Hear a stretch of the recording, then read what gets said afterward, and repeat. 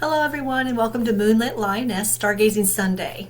This is for the week of August 2nd through August 8th, and it looks like it's going to be a really pleasant week. So let's just go ahead and get into the astrology by sharing my channel or my slides. Alright, and we'll increase the size of that. Okay, so this week we've got a fourth quarter moon. So the moon, as you know, goes in cycles once a month, and we've got the new moon, the first quarter moon, the full moon, the fourth quarter moon. Third full moon is like the third quarter moon, fourth quarter moon, and then back again to the beginning. So we're back in the cycle to a time of reflection, reassessment, organization. So this is a week of like pruning, reassessing. And kind of looking at what we've already built and taking care of that. And that's what fourth quarter is. So if you're moving your life in the cycles of the moon with the cycles of the moon, this is kind of, or you might just find yourself falling into this kind of energy of reflecting, reassessing, reorganizing things. As far as the signs the moon is going through this week, we've got the Aries energy for the first few days here. Which is very energetic, independent, courageous. So you might find yourself with a little more energy than usual. And then you get into the middle of the week and you've got the Taurus energy, which is very practical, patient, and focused. And then at the end of the week, we're getting into Gemini energy, which is more thinking. So if you've got some puzzles or things you're working on that you need to put your best mind forward on, maybe Friday and Saturday are the days for that. It's also good for socializing. So if you're going out on Friday or Saturday, you'll probably be good with conversation. So as far as planetary aspects this week, Chiron is going retrograde, which it does every year for about 4 months, on August 3rd, Monday. And whenever anything goes retrograde, it kind of creates a need to go inward and it's kind of like with the moon, reflect, reassess, and just kind of take what you've built or what you've acted upon so far and just kind of look it over again and make corrections, etc., and that kind of thing. So because it's Chiron is the wounded healer, so it usually is about addressing things that make us feel where we don't feel our best. Why am I doing this? How can I fix it so that I'm not doing that anymore? Those things that we aren't as proud of, those things that we want to correct about ourselves, this is a good time to go in and focus on that. Also, a few days after, on August 6th, we've got Venus entering Libra, so it's leaving Virgo, which is that analytical, refining, and it was in Virgo, so Virgo's ruled by Mercury, and so it's a cousin to Gemini, so it's always very problem focused and how to fix problems. So it's going to move from that Virgo into Libra, its domicile, where it feels much more at ease, much more social, much more wanting to connect with other people. So relationships take center stage, wanting harmony and balance and that kind of thing. And, it'll be in Libra for 20 days. Can't remember how many days it takes for the Venus, but it's very quick to go around the zodiac. But on the same day, August 6th, the Sun is trining Saturn. And the Sun, our ego, our vital, our purpose, how we shine, etc., is going to work in harmony with Saturn and Aries, which is about building new things, etc. So we might feel very strongly, since this is also happening around the time of the Taurus, the moon still being in Taurus, we might feel very strongly about working on our physical self. Here, and I'll get more into that in our planetary aspects when we go into them in more detail. So that's an overview for the week. I'm going to move on now to Monday and talk specifically about that. Okay, so as we see here on the chart, we've got Chiron right here, the OK symbol. Chiron, I'm going to be okay. Just remember, Chiron, I'm going to be okay. I was wounded, but I'm going to be okay. So, you know, it's going in retrograde. So like I said, it's where you kind of go and look internally at yourself. And also notice on the aspects here, there's a sextile right here to the north node and a trine to the south node. Okay, those are really nice positive aspects, and when planets make aspects to, or in this case asteroids, make aspects to the nodes, it's helping us to balance out the energy of those nodes. So what are these nodes in? The nodes are in Leo, south node. It's about letting go of Leo type things and moving more towards Aquarius type things. What is Leo? Let's go look at our cards over here where it says the nodes have changed. So Leo is the strength card. Okay, it's about in the higher quality, courage. David, I'm saying courage. So it's like when it's courage, and it's your own, you know, it's about self and ego and how you shine. It's strength and courage, and in the higher sense, all those things. But in the lower sense, it can also be vanity and being too egotistical about yourself.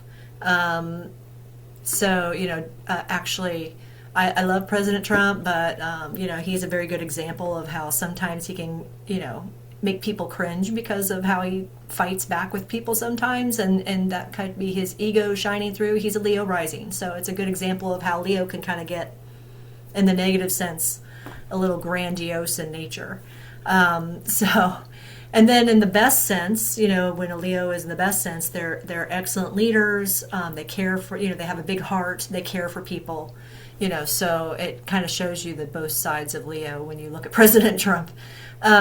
But, you know, we're letting go. So the whole point of the nodes being here for the next year and a half is about letting go of the lower qualities of Leo and taking on the higher qualities of Aquarius. And what are the higher qualities? It's, you know, embracing the future, being innovative, having hope for the future, and being of service to the collective. And so that's kind of what we're, so it's about less about yourself and your ego and more about service to others is kind of what that the central theme is of this axis. And so every time a planet or asteroid or something aspects here, and Chiron is a very slow moving, these nodes might move before Chiron does, but this aspect will be here for a while. It's about taking our old wounds, understanding what we are experiencing about ourselves as a wound, and changing it so that we're taking ourselves out of this old egotistic pattern and moving more towards more of a pattern of service. So I think, you know, that's kind of what this aspect is showing us. And with Chiron going retrograde, it's giving us time to kind of look inward and think about that when we have an opportunity to do so. Chiron itself does not have a card in tarot, so I'm combining these two cards together here to kind of show the retrograde. I put the Three of Swords upside down. You know, retrograde can kind of be upside down. So it's kind of like looking inward. So, you know, what is the wounded healer? The wounded healer is when you are hurt in some way, right? You get, it can be emotional, it can be physical, it can be a lot of different ways, and then you figure out a way to get past that wound, to not let it hold you back or keep you down, and you move forward either through healing physically your body or healing your spirit or your mind. And then what you do is you turn around and you try to show others how they can do the same, and that's the Hierophant here. The Hierophant is the teacher. He's teaching what he knows. So you know, that's kind of what this is showing here. And also Chiron is in the sign of Taurus, which is represented by this card. So it kind of has a double representation. So this is kind of the energy of the Chiron retrograde. And one other thing I want to bring up too is Taurus oftentimes represents the body, especially the throat, the voice, but in general, the body. And so you could find during this time, you might discover something, about your health regarding, your physical body that has been bothering you, and trying to look for ways to heal that. So, that can come up too, just FYI. It doesn't mean it will, but it's just part of it. It can be the body. Taurus can be the body, but it can also be, your personal finances, and other resources, like your skill set, your property, your comforts, and also your self-worth. So all those things could be things, or any of those things could be things that you might find yourself reviewing or assessing during this 4-month window of retrograde with Chiron here. Okay, so at the same time that this is happening, I showed there's a square going on between Mars and Venus, and that'll go on probably, until about the 9th or 10th of August. So we've got Venus in Virgo here, and it looks like, it's this card, and I've shown this card, I think this last week I showed the card in the previous stargazing. So, Venus in Virgo, Venus is what you like, what you attract, what you're attracted to, your values. And, a lot of times in mundane astrology, Venus represents money, finances. Virgo is about where we refine, improve. It can be very critical. So, you like to do that. When Venus is in Virgo, it's something you tend to do. If you're born with Venus in Virgo in your chart, which is something I was born with Venus in Virgo, it's something you kind of like to do. You like to refine, improve, correct. That's very much part of what I like to do. So, this person, I think, this card very much shows, even though it's considered in fall in astrology, I don't see it that way. Maybe it's because it's a difficult energy to integrate together, but once you do learn how to integrate that together, this is the result here. You've got a wealth of so here it says self-worth grows through self-reliance. Yeah, there's this self-reliance that comes with learning how to refine and improve things on your own, and it brings a certain type of wealth to you from learning that. So by having Venus in Virgo here, that brings that kind of energy, is learning to refine and improve things, which improves your world around you. But it's in square to Mars and Gemini, which is this possibility of overthinking. So when you have a square there, that means the two energies may not work together. So, this abundance of thinking about refinement, etc., can lead to a potential for critical or harsh communications with other people, or, just internal dialogue with yourself. You might, you might be criticizing yourself. So, watch for those things. Remember, it's an energy coming through right now, and it's meant to be helpful and improve things. And if you find yourself in a situation where you're worrying too much or over criticizing or something like that, it's temporary. Rein it in, and it'll be okay. It'll be all right. So August 3rd, this is the kind of energies that are happening for Monday, August 3rd. Let's move on to later in the week, August 6th. So in between, there aren't a lot of aspects going on, really. It's not a real busy week as far as aspects go. But August 6th, we do get the Sun in Leo. Here's the Sun in Leo right here, trining Saturn in Aries over here. And this is positive. So we got, you can see here, there's a lot of blue lines. That means there's a lot of harmonious aspects. That doesn't mean nothing bad will happen. It just means that things are handled well. We can deal with things well. It's a more flowing type of energy. So, what does the Sun in Leo look like? The Sun in Leo We don't have any tarot cards that are the sun in Leo, but we do have the sun card and we do have the Leo card. So when we put those two together, you can kind of get a sense of what that energy looks like. And it's because the sun is in its domicile, that means it rules Leo, it's in the home of Leo. These two things go very well together. Sun in Leo is about confidence, purpose, your vision, expansion, especially when you combine it with Jupiter. And let's see, I don't have Jupiter on here. Sorry, I didn't include Jupiter on here. I took it off to try to simplify the aspect pattern that we're looking at here. But it is very close to Sun right now. It's within 2 degrees, I believe. And so, Jupiter brings, it's about our philosophy and what we believe. So the sun is very much connected to that right now, and so a lot of us are probably kind of working on that, maybe subconsciously, if not consciously, about our belief systems and some of the things that we're believing. So if we look at the trine over here to Saturn, what's Saturn about? Looking at the tarot cards, Saturn is the world card. The world card, kind of looks like somebody, they've reached a threshold and they're stepping through to a new side. It's because they've built something that is going to last, and they can, and that's kind of what that means. So Saturn is very much about the 3D world.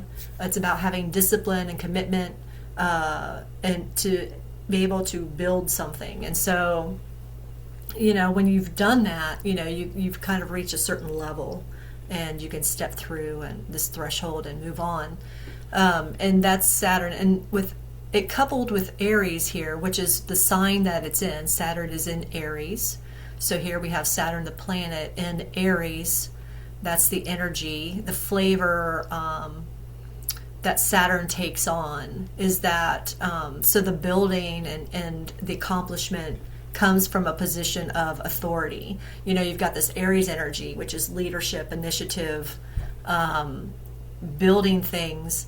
This goes together actually, even though Saturn is in fall in astrology, I see it as going together fairly well. So, the Hellenistic astrology, or the dignities of the planets, they have their place, they have their meaning, but they also don't necessarily mean bad.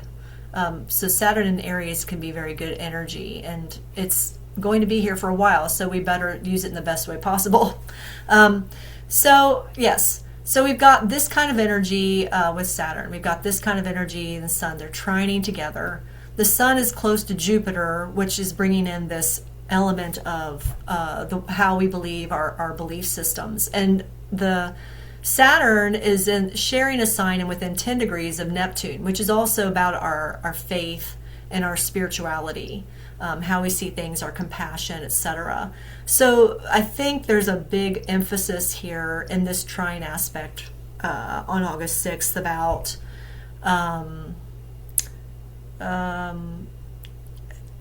building something, building an understanding, building some sort of understanding about yourself and your belief system. So it's not really building a physical thing, it's more of a building of an understanding. So that's kind of what I'm getting from this aspect right here. And then also the thing is that I also don't show in here, but if you remember, the nodes were about right here. So the south node's in Leo, close to the sun, closer to it's at 29 degrees Leo, and then the north node's at 29 degrees Aquarius. And it's not on the chart, but the sun is slowly approaching the south node in Aquarius. So I get this sense that our ego, and who we are, our identity is, as it's approaching this south node in Leo, it's like we're slowly coming to an understanding where we're learning how to let certain things go. Moving more towards that Aquarian energy. So with the sun approaching the south node in Leo, it's on the, I'm just going to read the words here on my slide. This understanding prepares us to release old ego patterns and step forward with purpose and grace. So yeah, so we're just kind of, there's a big focus on, as the sun approaches the south node, into just letting go of certain things involving our ego. And so that's pushing us strongly toward working together as a collective, or working for the collective of humanity, and that kind of thing. All right. So let's move on to the other aspect for August 6th. We've got Venus entering Libra. So here you can see Venus has entered Libra. It's at 0 degrees. And if you look on the chart, there's this very nice kite formation right here where Venus is at the tail of the kite. And I'm very familiar with the kite formation because I have one in my natal chart. And what I understand about it is that this opposition is kind of like the main struggle, and then the outer wings, the outer sides, the two symmetrical sides represented by the two planets that make the points, are the what is utilized to enable or to integrate that opposition. So we've got Venus here. And what happened to Venus? It just went from Hermit, the Virgo, into Libra. So Virgo is represented by the tarot card, the Hermit, showing that internal examination, or that scrutinizing nature of Libra. That's what Virgo is. And then it's moving into Venus, which is more of a harmonious, balanced, not Venus, but Libra. Harmonious, balanced, fair, relationship-oriented kind of energy. And Venus, of course, is it's about love, it's what we attract, what we're attracted to, and so on. And it's shown in tarot with the Empress card. And we don't have any Venus and Virgo, do we? Oh, I just showed it on the last one here. Venus and Virgo, yeah.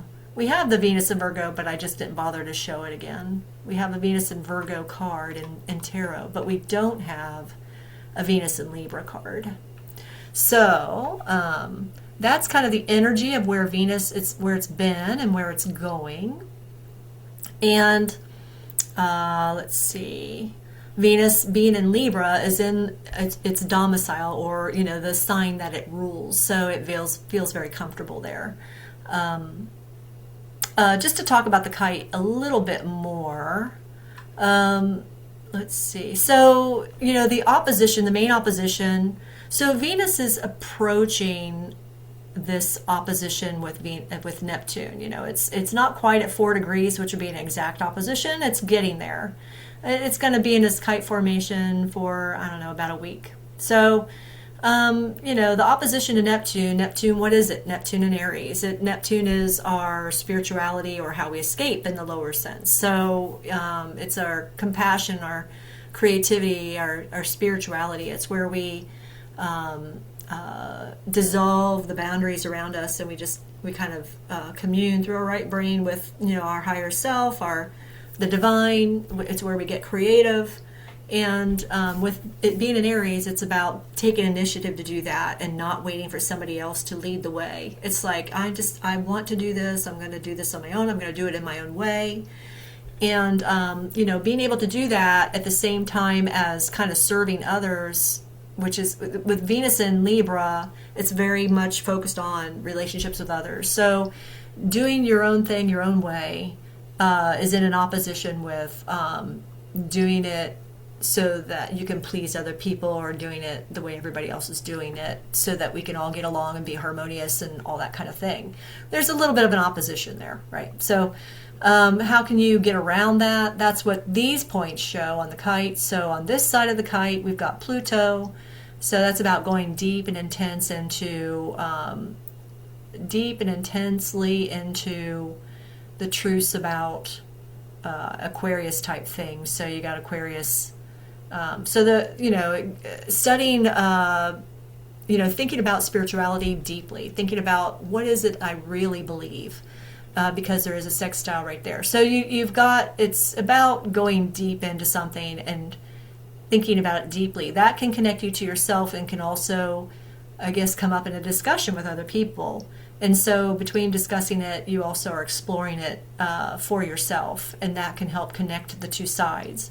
Also, on the other side, we've got Uranus and Gemini, which is about discussions about technology, discussions about, because Uranus rules technology, things in the sky, space, all alternate, unique type things, freedom. It can be discussions about freedom.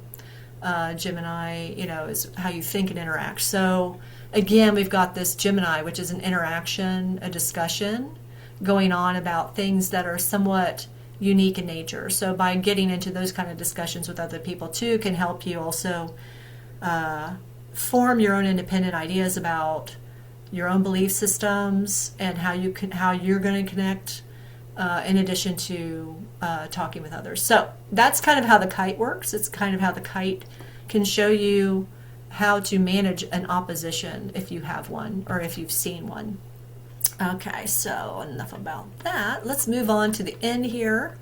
Okay, so for the on the world stage, I didn't have a whole lot to talk about because the energies this week are really mostly harmonious. There isn't a whole lot of, I think we're still kind of coming off of the full moon from last week, and there were a lot of things that come out, and I'm not even listing them all here, but probably the two big ones was there was a Fauci hearing, and yes, he did say, I plead the fifth, I plead the fifth, I plead the fifth, but I think it was also very telling to maybe people who believed in Fauci that he's hiding something and that he's not sincere or he's not honest about what he was doing. So I think that in itself probably helped a lot of people have a better understanding of what was really going on during COVID. So that was good. And then we also had a disclosure happen about the media outlets and how several of them had been compromised because they were being paid off by China in some way or being bribed by China to say certain things, etc. So that was kind of a big thing that also came out this past week. And like I said, I'm sure there's more that I'm not even talking about, but those are a couple. And then I did mention in a short about how the whitehouse.gov referred to their website and said, look at our website, COVID, I think it was, they gave a link, covid.com or org or something like that, which took you to whitehouse.gov. And in the different pages, they had ratepayer stuff, and they were talking about data centers. And in the data centers, they were talking about all the different areas of life that data centers will support. And it was just about everything. It was health, it was banking, I think it was elections in there, and, travel, or like, airline industry, all the things that had to do with travel and communications. I mean, all of it. And I was just thinking QFS, that's like QFS. So it's like they were showing us how they're building the QFS. At least that's my take on it. I know a lot of us are concerned about that and are concerned about what's happening. And I plan to put out some kind of write-up on that, especially how advancements in the past have affected us historically. And I realize AI is different and more powerful. But, check out my X because that's probably where it's going to go. And see what I have, if you're interested, see what my thoughts are on that. But anyway, that's it for the week as far as astrology goes. If you like this, please give me a thumbs up. If you have comments or would like me to expound on something or illustrate something that you don't think I got to or did very well, I'm all ears. I'm happy to hear it. I do take criticism actually pretty well. So I am a Venus in Virgo. So take care. I hope you have a great week. I hope to see you on What's the Word Wednesday, when we just kind of ask the universe, check in with the temperature of the universe and see what's happening. What are the energies like? What should we be looking out for? Messages and things like that. And also today, today, my pal Tarot by Lupo, he's putting out his zodiac spread, which is also talking about the energies of the week. So if you want to see where it's going this week from the zodiac spread there, check that out as well. So I hope you all have a wonderful week, and please take care.